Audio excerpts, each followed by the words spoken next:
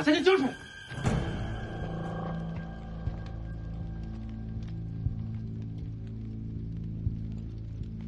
人还不少啊！这就是傻乎乎的山匪。不是他们，奇怪了，这应该是他们的地盘。世子，我常在江湖行走，依我的经验看，占山为王的山匪被换了人，就2种情况。还敢聊天？拿我当假人呐？就是，赶紧把钱掏出来！站这边，女的站在这边来。第一种被夺权赶走，那第2种呢？被新势力赶尽杀绝。我们一个也不浪费。小丫头还学着别人拿匕首。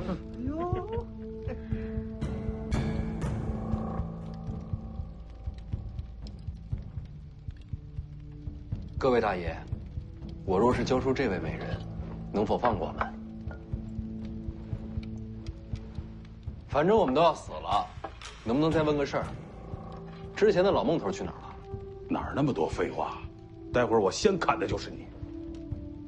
淑修，世子，一个也别让他逃了。都努力一点哦。给我上！是。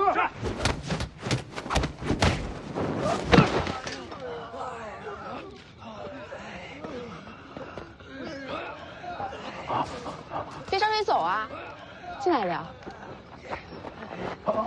饶命！我有眼不识泰山，还望大爷饶命。来青城多久了1个多月了。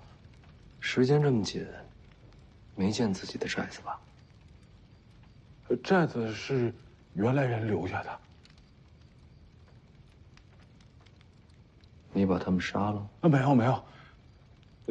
但是我知道他们惹祸了。惹祸？惹什么祸了？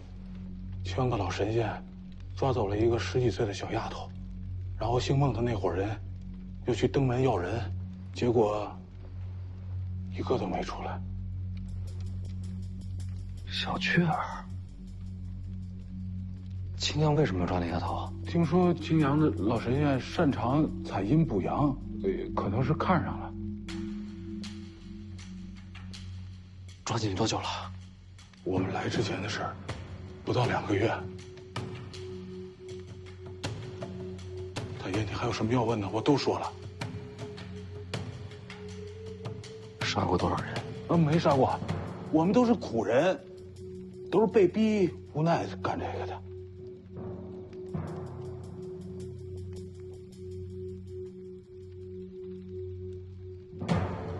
魏爷，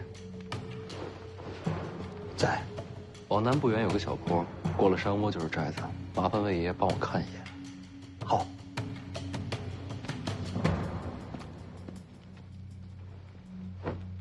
把人给我看好了。世子放心，一个都跑不了。世子去哪儿？出去走走。一起。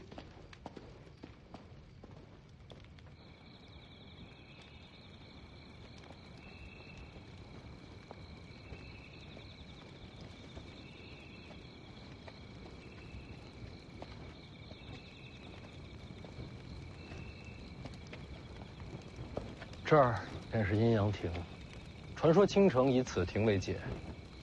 山下是阳间，山上是阴间。阴阳恐怕没这么容易分清吧？是啊，这世上本就是阴阳难分，人鬼莫辨。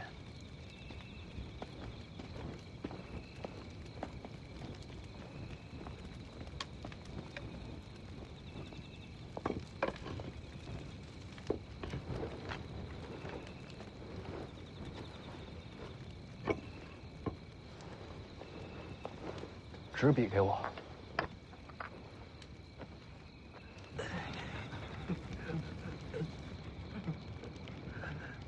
别动。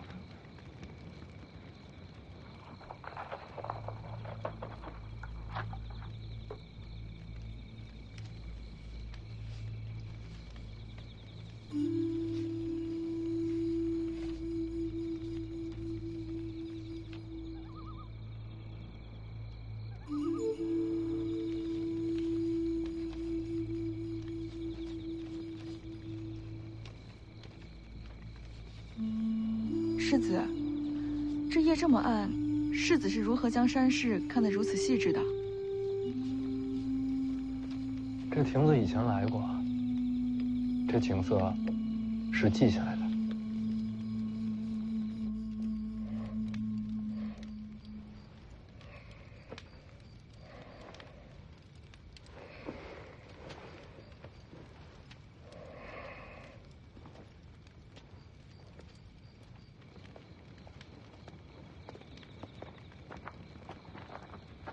去哪儿？多喝了点水。我怕黑，得找个人陪着。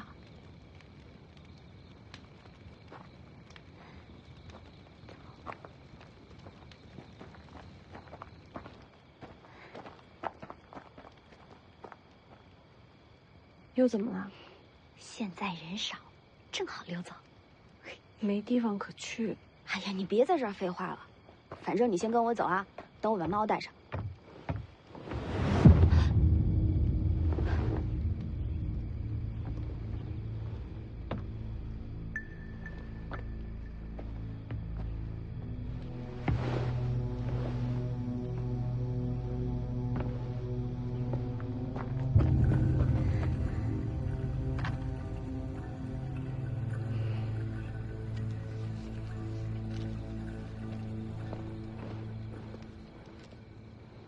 世子，您是怎么找过来的？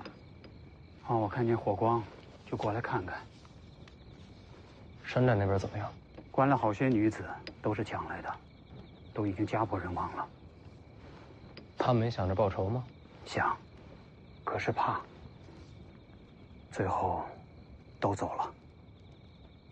那些匪徒，是宋官吗？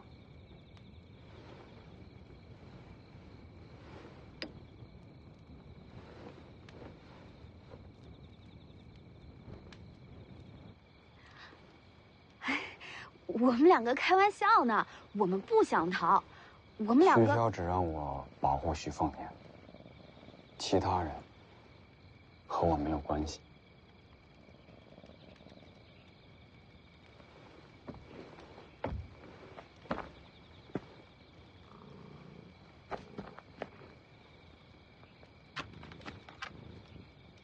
你们走吧，我不拦着。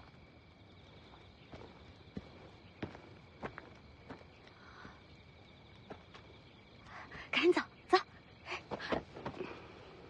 不用了。北凉离这里不远，我若真跑了，一支信鸽就能把消息送回去。你总得试试吧。没机会，何必徒劳？哎，我。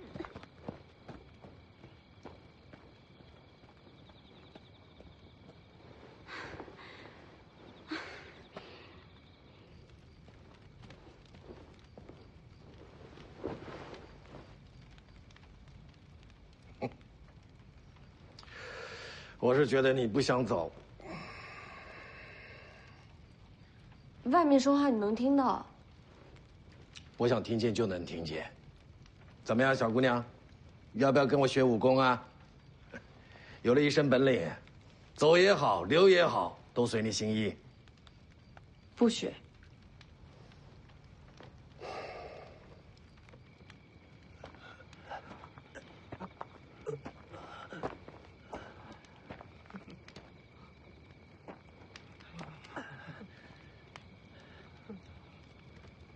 世子说了，被伤害的人害怕了，没关系，他们的仇，我们来报。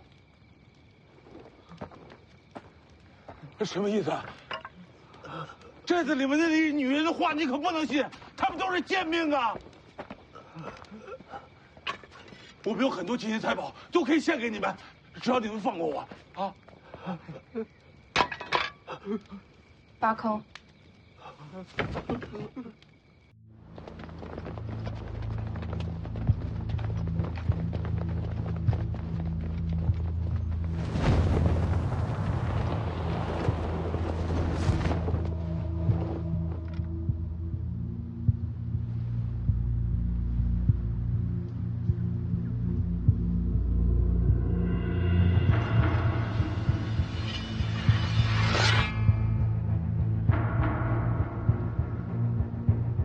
诉人呢？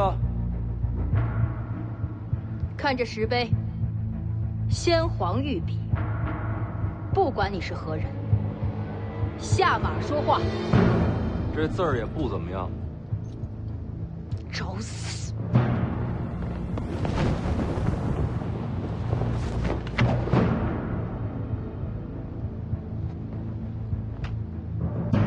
布阵！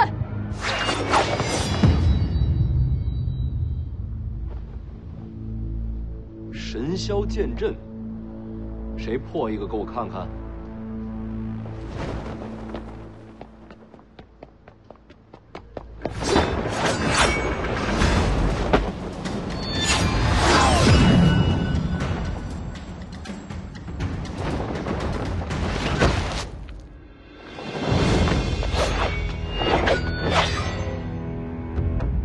还是换人吧，他可破不了神霄剑阵。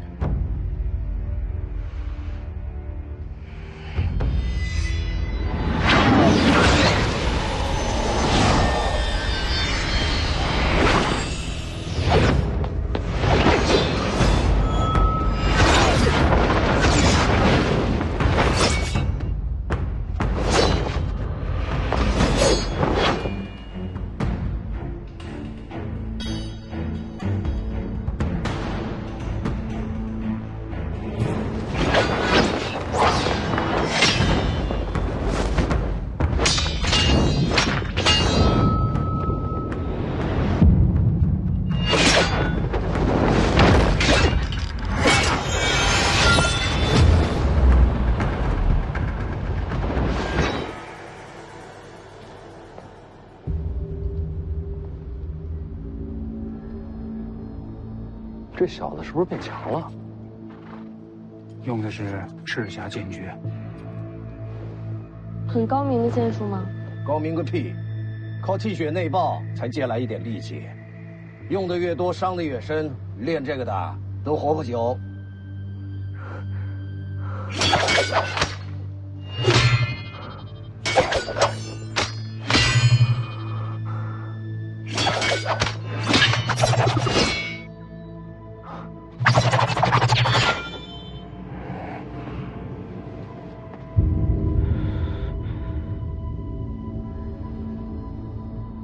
他怎么学会的？王爷给他的。许萧匡的。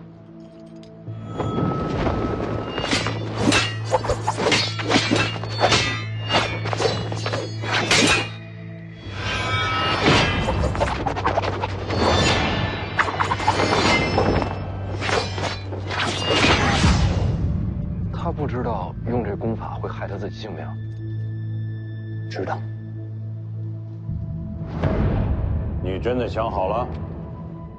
此剑法虽然威力很大，但凡是练它的人，死的都很快。若我用命来拼，能换林家一线生机，我死1000万次，都心甘情愿。给他吧。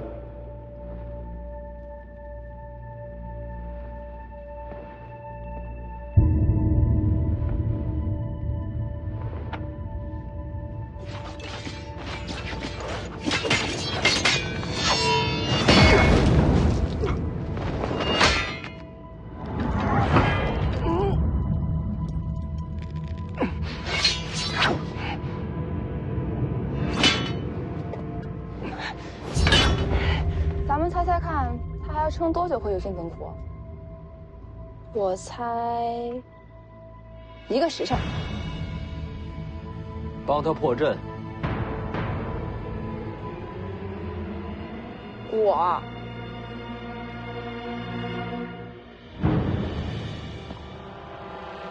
世子说什么，就是什么。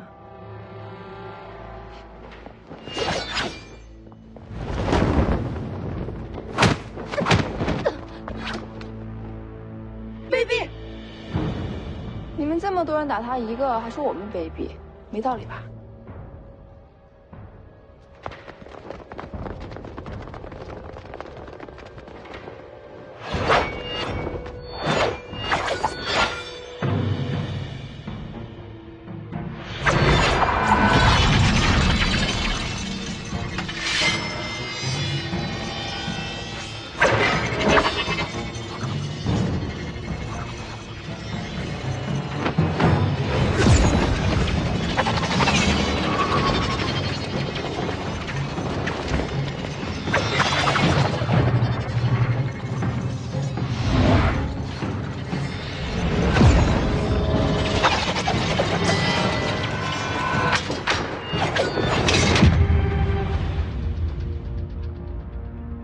方才是一霄阵，现在才是真正的神霄剑阵。很强。唯有李先生出手，方能破阵。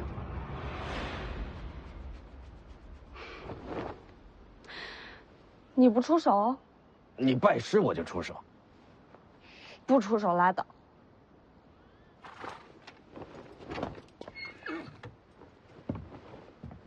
我也试试这剑阵。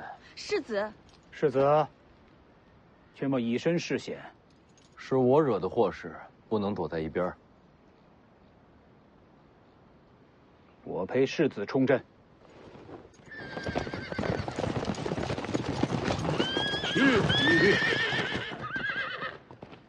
世子，死伤者已送回北凉，宁峨眉率凤子营归队。来得正好。先皇留下的石碑，天下闻名的神霄剑阵，敢不敢陪我冲个阵？列阵！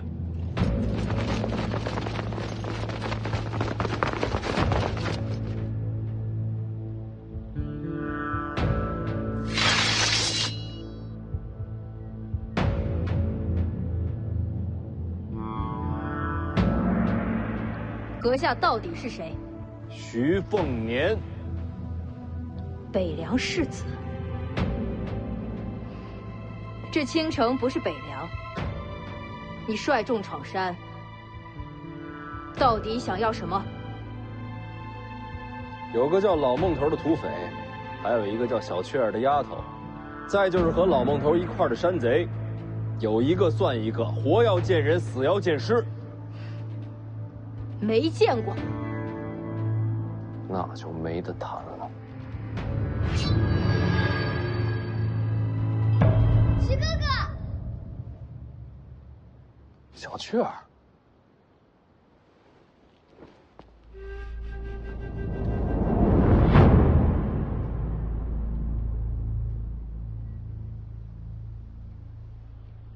青城王吴灵素。世子远道而来，何不入青城山，观赏山色？好，世子一人入我青城山即可。世子不可。好，我一个人上去。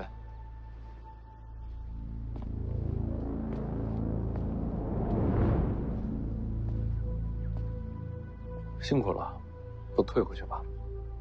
还没到青州呢，你不能死。当然。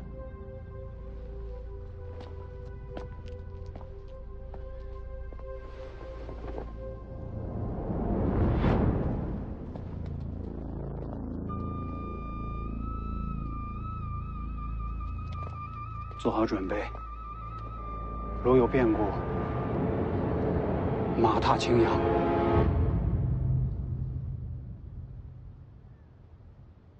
这小子是傻了，真的就一个人静起来。你这丫头也不担心啊？万无一失的局面，有什么好担心的？你是说我肯定会出手救他？不如赌500钱。徐凤年不用你出手，一样能化险为夷。这小子刀法还未入门，不可能有这本事。赌不赌？赌。能溜进去吗？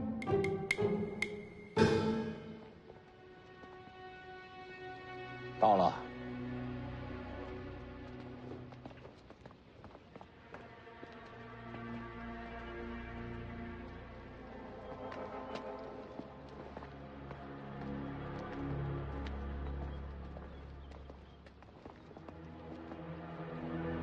小雀儿，你先进去。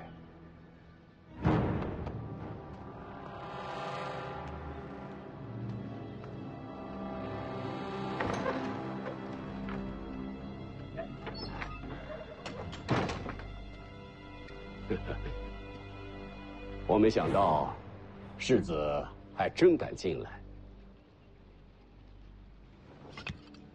把人给我。闯青阳派，就是为了这个山野丫头？你开条件。刚才为你闯阵的那一男一女，是你的侍卫吧？对青阳派无礼，我要他们的命。可以，把人给我，那2个交给你。世子现在就出去，把2个人都拿来。买卖不是这么谈的。这不是买卖。世子入了青城山，命就在我手里，你没得选。这就骗不下去了。你觉得这小子接下来该怎么办？怎么办？谈不了就打呗。他还敢动手啊？怕什么？现在骑虎难下的是那姓吴的。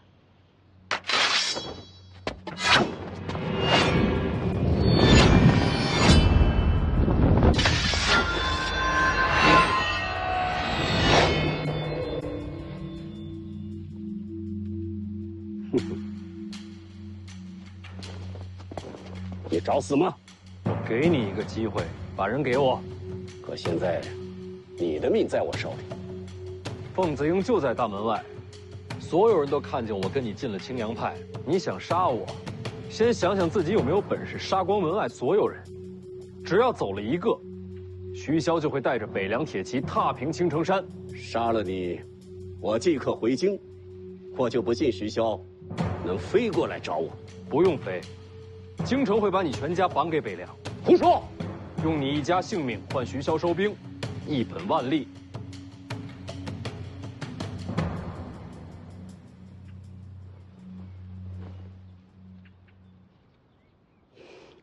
你输了。你一早就明白这局面了。这有什么难的？区区一个青阳，怎么敢明面里杀北凉世子？所以徐凤年孤身入山门是有恃无恐。这家伙贼得很，怎么会去送死？没想到你是他的知己啊！你才知己，记得500钱。世子名不虚传。贪花好色吗？难怪他一直夸你。谁夸我？说什么呢？行了，人你交给我吧。京城那边就说我仗势欺人，皇室不会怪你。不急，有人想见你。老孟头没死，有眼光，有胆识，世子很了不起。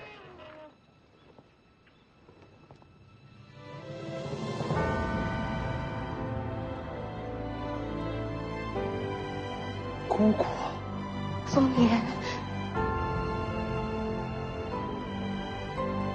姑姑，赵玉台，你认识？我躲在听朝廷底下好些年，徐骁夫妻每次来见我，他都守在边上。他是徐骁的人。你知道徐凤年他娘吧？王妃是府上第一个对我笑的人，我到现在都还记得。他娘姓吴，来自剑冢吴家，是吴家上一代剑冠。吴家的剑主都有自己专属剑士，与剑主一起长大。这么说，他是王妃的剑士？名为剑士，跟似姐妹。难怪叫姑姑。姑姑不哭，不是哭，是高兴。当年我娘死后，姑姑就没了踪迹，莫非是被她囚禁此处？他是你姑父。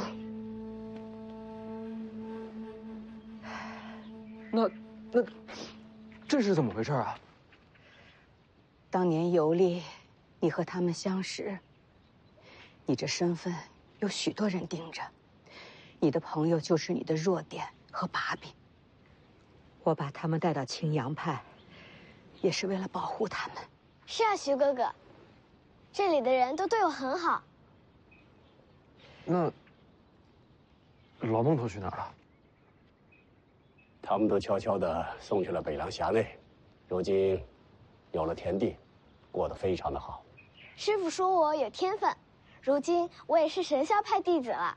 你拜姑姑为师了？他拜在你姑父门下。可他不是皇室御赐的青城王吗？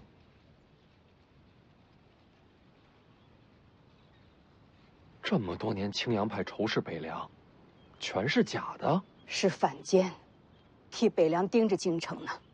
这事徐骁知道？自然知道。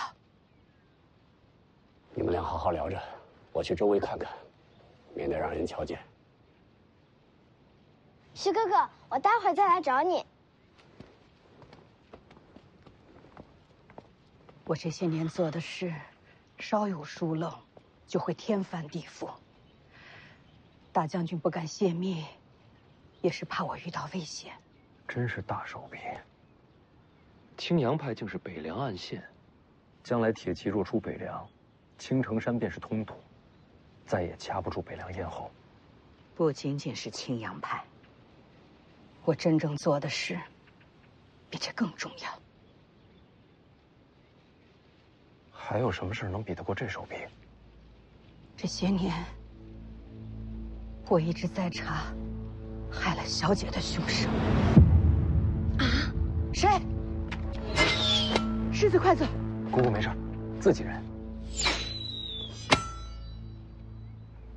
你家的事我懒得听。你怎么在那儿啊？都怪这老头。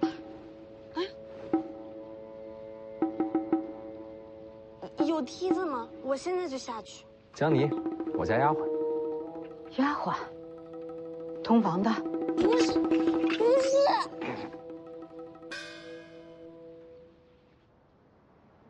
这还没出来，咱们冲进去。不用了，李剑神跟江妮已经不在车里了。你是说？应该已经进去了。那就好。剑神在，世子可保无忧。哪个剑神啊？哪有第二个剑神啊？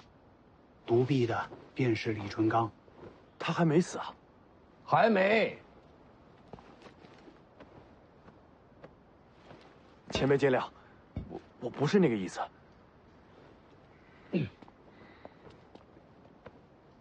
敢问前辈，世子呢？里面。那您怎么出来了？早饭吃多了，有点困，我先睡一会儿。放心吧，我把江妮留里面了。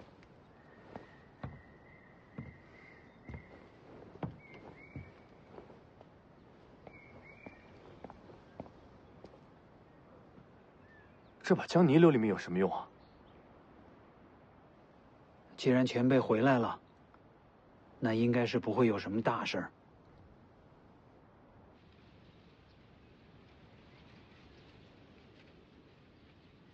那我先退出去。不用退。姑姑接着说，我的事儿不用逼着他。您刚才说您一直在查害我娘的凶手。是。小姐过世起，就一直在查。查出具体结果了吗？小姐离世时，奴婢和大将军才发现她身负重伤。可小姐不肯说出害她的凶手是谁。对手太强，娘是怕报仇害了全家。这些年，我一步步排查日子，细算因果，大概能猜出她何时受的伤。当年小姐曾独自进京，她的伤应该就是那会儿留下的。具体什么时候？那时正怀着世子。凶手人在京城，查出是谁了吗？还没有，一点细节都追查不到。可查不到，本身就是个大案。凶手权势滔天，才能在京城抹去所有线索。大将军让我在青城传出你姑父采阴补阳的好色名声。徐骁这什么路数啊？大将军有话让我转告。他说，你不愿用大将军的方式接手北凉。是。那些山匪，世子杀了吗？杀了。换做大将军，他也会动刀杀人，为亡魂复仇。那些山匪是他安排的。是。官府四面围堵，就是将他们逼到青城。这些人是为世子拾刀锋的。大将军还猜到你会孤身闯宫，他事先就说过，这心机手段和他行事并无二致。他说你想走一条新路，可到头来，都在大将军为你铺好的路上。我知道，世子始终记恨大将军不肯追查小姐的死因。世子，你要明白，此事牵连甚广，必须保密。我明白的。大将军说，你不愿杀人，可事实证明，该动刀的时候，你一样不会手软。世子和大将军，其实本质是一样的人。不，我和他不一样，我不会牺牲家人。世子和大将军的事儿，我不便多说。可大将军和我说了，等你闯上青城，我就把这些年追查到的所有细节都交给你。从此以后，无论多少年，哪怕我和大将军都不在了，可你一定要追查下去，替小姐报仇。他不说，我也会查下去。世子，稍等，我去给你拿些东西。好。抓得太紧了。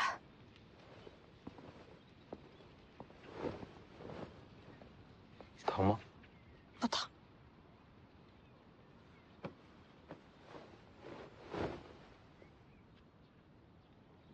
对不起，你怎么也不很疼啊？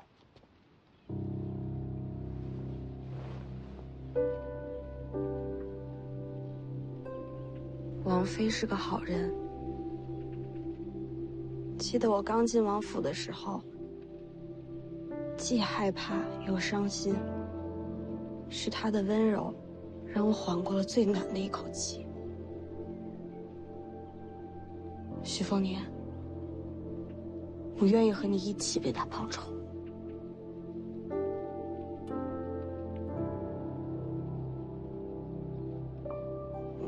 但我和你还是照样势不两立的。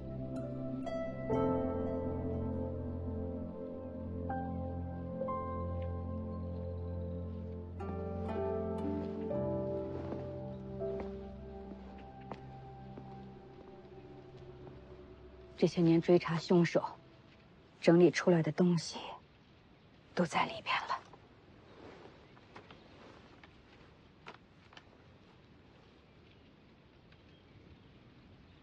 姑姑何时嫁给了吴灵素啊？在入神霄派之前就嫁了，当时有了世珍，她和世子差不多大。人在哪儿？在京城。你姑父被封青城王，受命与北凉抗衡。说起来权势不小。是被当成了人质。只要我的身份不拆穿，他就没事。得想个办法救他回来。他的事，世子不用担心。你好好看这个，看完烧了。姑姑去哪儿？我有些事情去办，一会儿就回来。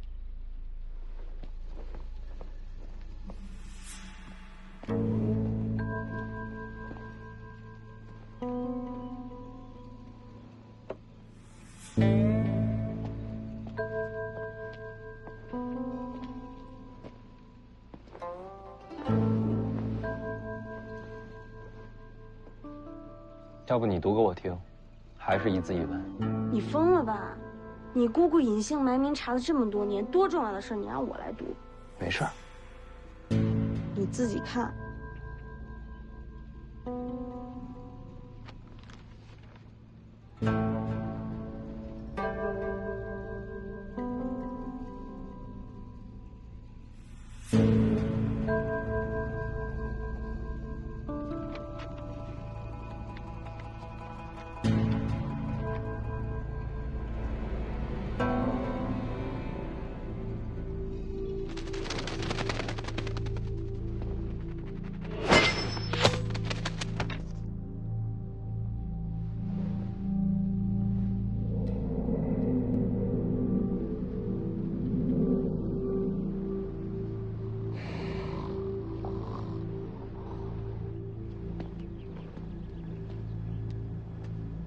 送的什么消息？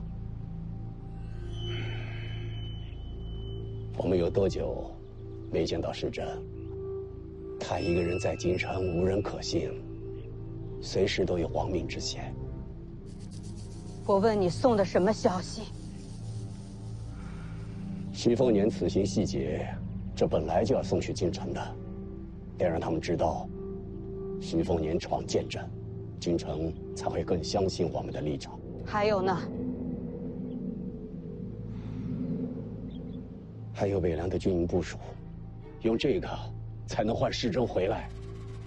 小姐待我如姐妹，我这条命都是她的。只是一份军营部署，并不牵扯绝命。是谁让你这么做的？我救自己的儿子，不用人教。打世珍最后一次传书回来，你就开始心神不宁。是他叫你这么做的。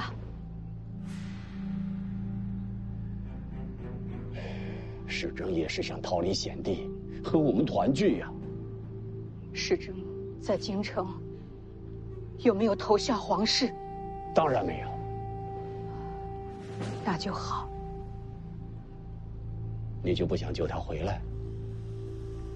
你真的要为北凉献出儿子的命？大将军已经启程前往京城。他跟你说过要救世珍回来？没说过。那你怎么信他？如果这次京城之行，大将军没有带回世珍，那我就亲自入京，救回儿子。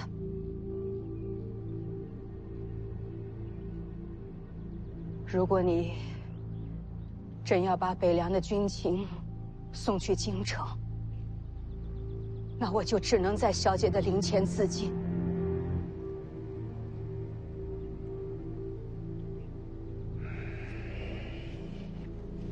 好吧，我不送信。这些事不要讲给世子听。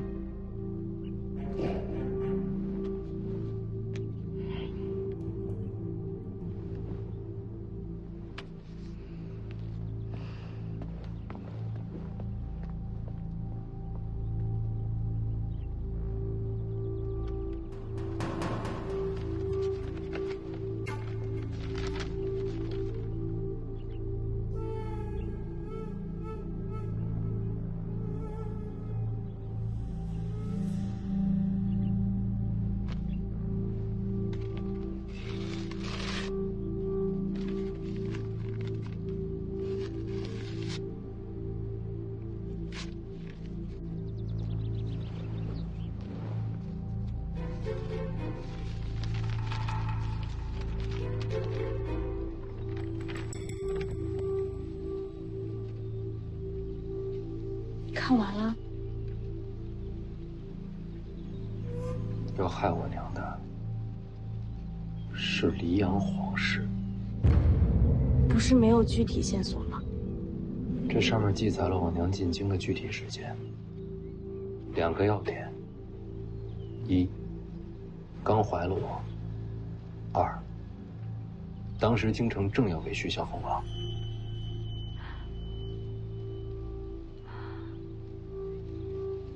黎阳朝给你爹封王是无奈之举，他扫灭6国，不封王，天下人都会心寒。但黎阳皇室绝不希望北凉大军有一个少主。所以我娘怀孕，是皇室最害怕见到的事情。那你的仇人是黎阳皇室啊？是。这结论你爹也能推出来，他为什么不起兵杀进京城？北凉若反，天下必将分崩离析，又不知道要死多少人。因为这个仇都不报了。不是不报，是不该拿天下做筹码。什么意思？当年若真是出动大军，我娘不可能活着离开京城。我想皇室也没那个脸面明着出手，是暗中劫杀。我娘是吴家剑种近100年来第一天才，要想杀她，定是高手。恐怕不止一个。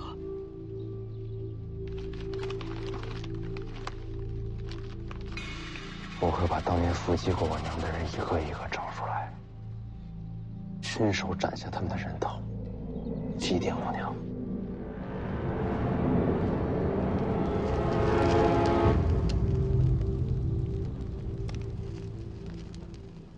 总有一天，我会亲自去京城查明真相。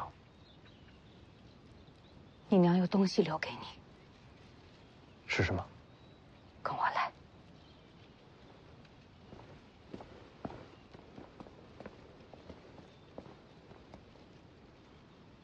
我在这儿等你回来。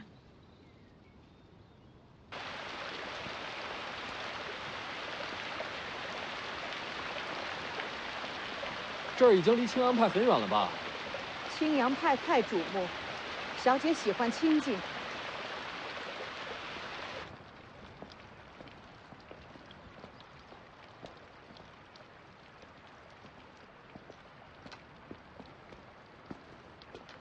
这是什么？我和小姐出自吴家。我知道，吴家剑种曾是天下剑道之宗，早就不是了。李淳罡、邓太阿、剑九皇，天下用剑强者层出不穷。吴家气运上已然输了半筹。毕竟底子还在。有底子，也有规矩。当年吴家不许小姐和大将军相近，小姐和吴家决裂，白马走辽东，两人才走到了一起，也才有了世子。吴家一定气疯了。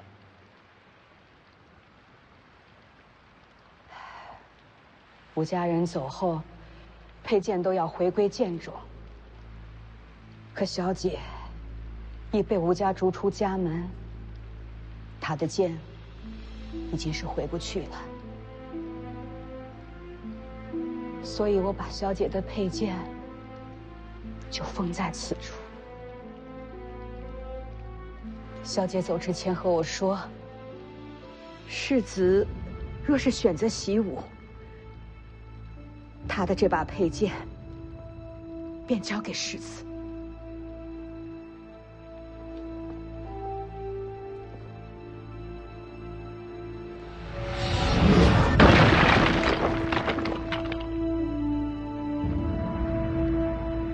北凉纵横天下，小姐手中剑曾让天下英雄低头。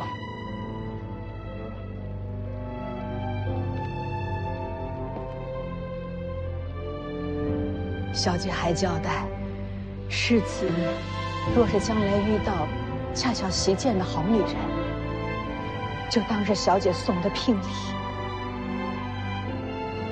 我怕是遇不到娘亲一般女子。只要是你喜欢的女子，便是天下最好。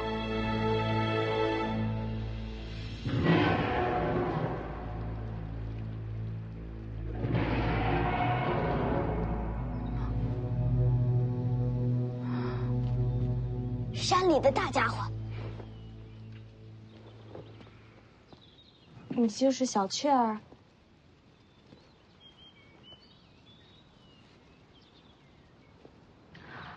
大家伙是老虎吗？是怪物。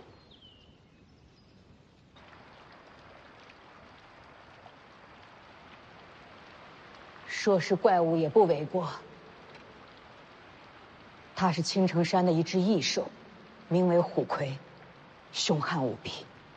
姑姑见过，交过手，它奈何不了我，我也奈何不了它。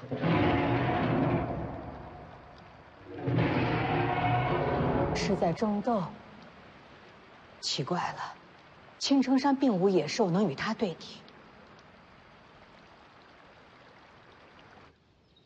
徐凤年，等会儿就回来了。徐哥哥人挺好的，还教我吹叶子。当时我就想过了，有机会要亲自做个媒，给他找个好姻缘。不过现在有你了。等一等，什么就有我了？跟我有什么关系啊？也没替他找到合适的，就是可惜，总觉得他该配天上仙女。走吧。这就走了？嗯。小雀儿，要不要跟我们一起？西哥哥，我刚才已经把你的事儿放下了。放哪儿了？所以我就不能跟你走了。啊，留这儿也好。这次时间太紧，等我出行回来再来找你。好，我等你。一言为定。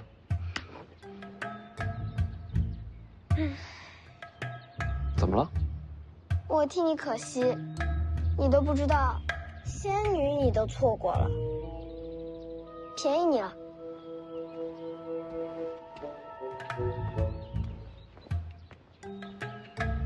我错过什么了？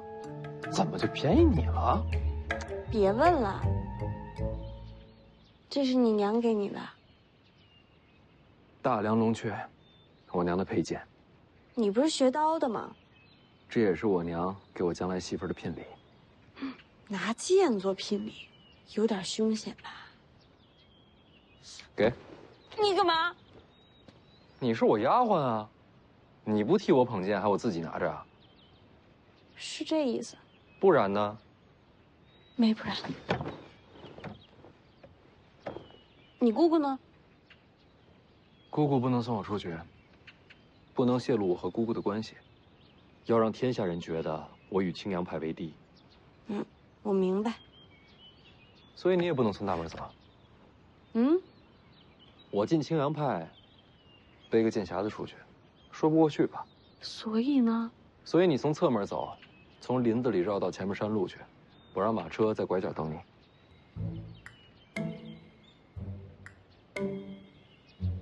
10万行不行？20。成交。我是不是要少了？不对啊。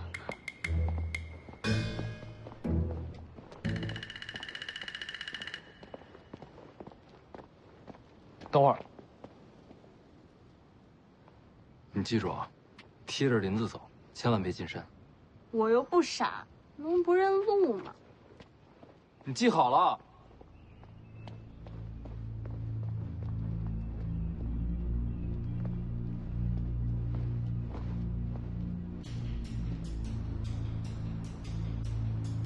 哎，出来了。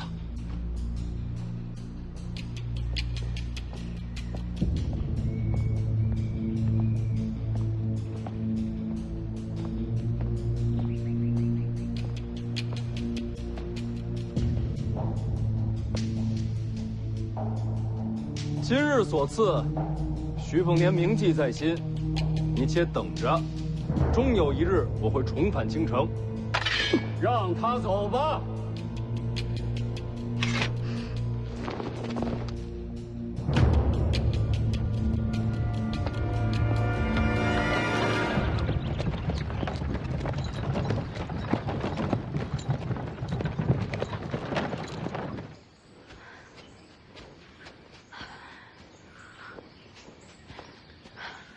是这边吧？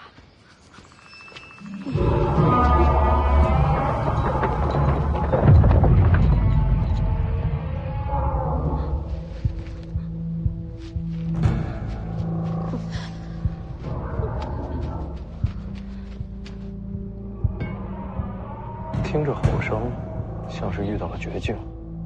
奇怪了，这什么怪兽，敢和虎魁争斗呢？韦爷、青娘，随我进列。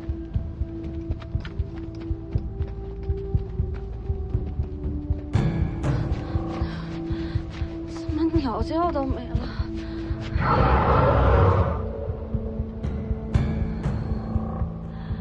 徐凤年。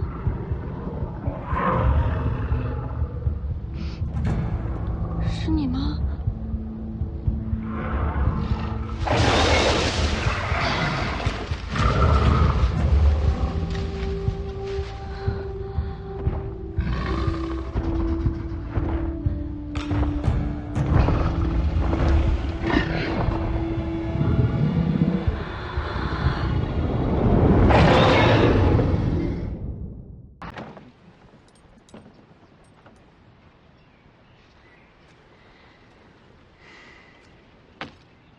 信任的都跟进林子了，不信任的都留下了。也包括你自己吧？世子不信我很正常，本来我也没什么忠心可言。那你为什么还要做他的护卫？你不也是？说起来，大家留在世子身边，都是各取所需。我觉得，我们应该互相照应些。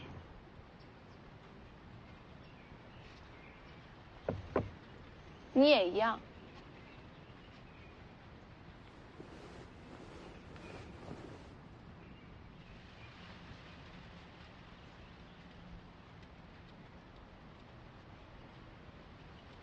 我当然没忘了剑神大人。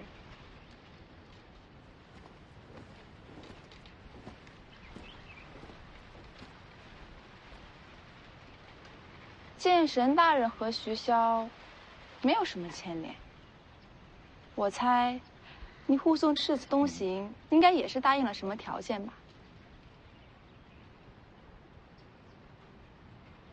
剑神大人曾傲视天下。您知不知道有门功法叫白帝抱不绝？不瞒前辈，小女子投效徐家就是为了这套功法。若先生记得这个，书修愿改投前辈门下。滚开！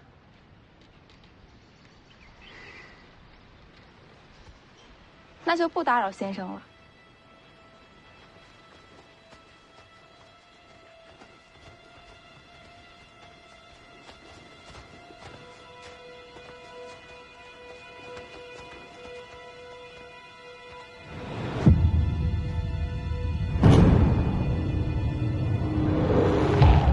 有猛兽经过，江宁，不会遇险了吧？应该不会。你就不怕我把这些话告诉徐凤年吗？随你怎么说，你有想要的东西，他们只会更放心。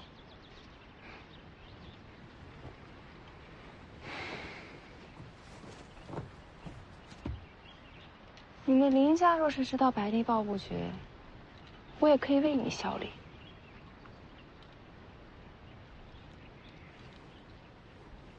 我叫吕钱塘。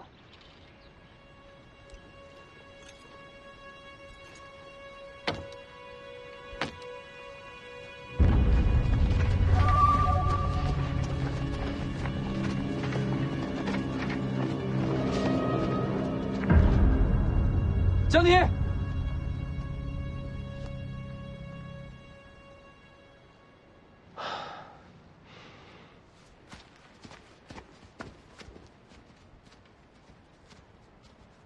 没事吧？你看，怎么了？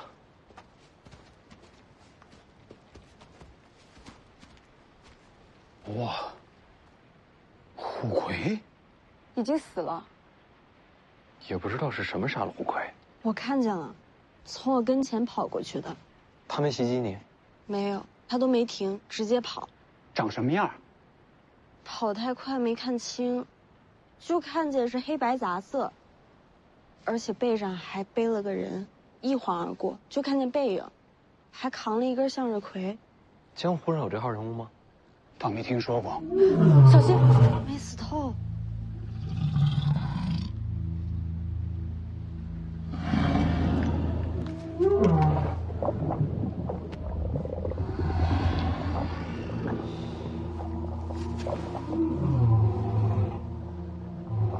是母兽怀胎，幼兽就要出生了。真是千载难逢的机遇。虎魁出生，睁眼看到的便认作父母。若是幼兽第一眼看到世子，便能收服此等怪兽。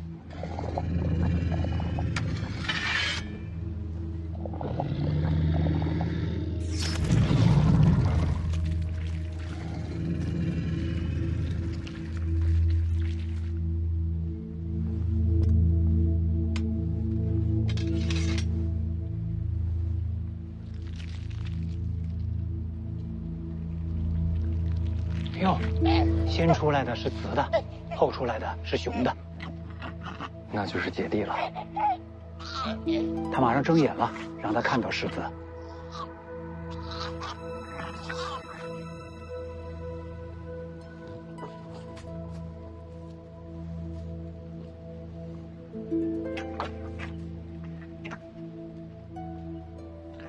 永寿浑身是伤，唯独腹部安然无恙。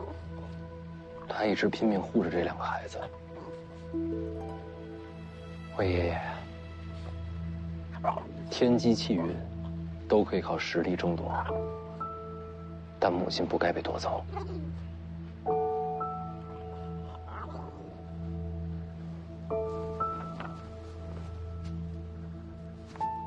小家伙们，这就是你们的娘亲，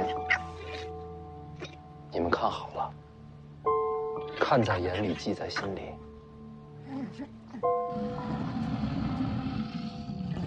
千万别忘了。他的眼睛。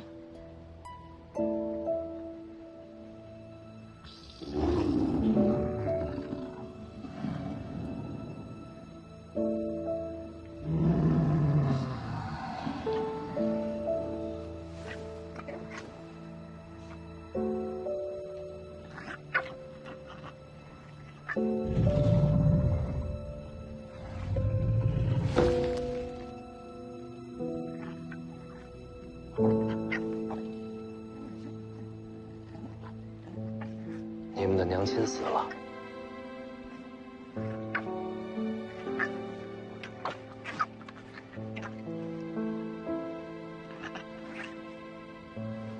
还真把世子当亲人了。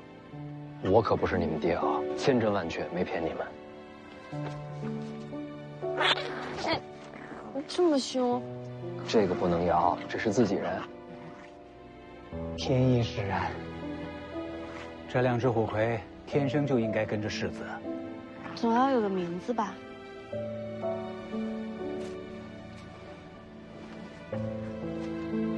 你是姐姐，那你就叫菩萨；你是弟弟，你叫金刚。这哪能听得懂？对呀。菩萨，金刚，菩萨，金刚，菩萨。真听懂了。金刚。长姐如母，这是管着弟弟呢。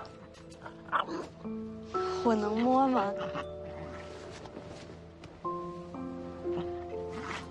别怕啊，没事的。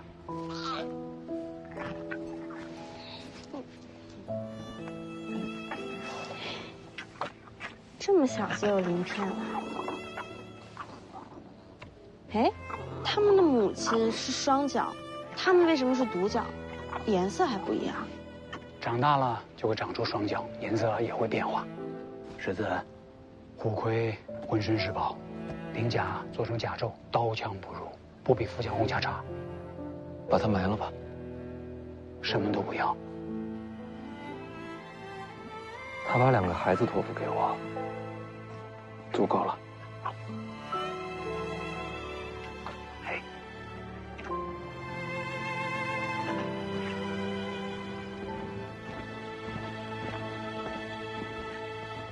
出发吧。哦，怎么走？越过青城，改走水路，顺江而下，直奔青州。上车。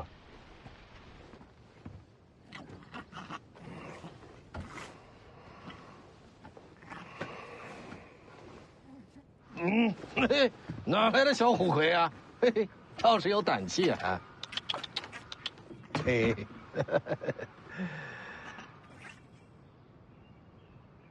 看什么？好剑。徐骁说了，不能给他剑。你娘的大梁龙雀，这你也看出来了？小丫头，你别紧张，这剑女娃子用久了不适合我。哦。哎，你不去跟你姑姑道个别吗？该说的都说过了。水路东行，便是青州。千万小心靖安王赵恒。在北凉时，我已领教过他的手段。当年老皇帝过世，八龙夺嫡，靖安王只差了少许，便能坐上至尊之位。此人心机深沉，经纬韬略，未必就输给黎阳的皇帝。姑姑放心，有北凉35万大军在，赵恒不敢杀我。希望如此。靖安王，我倒真的有点期待，这位是个什么样的人物。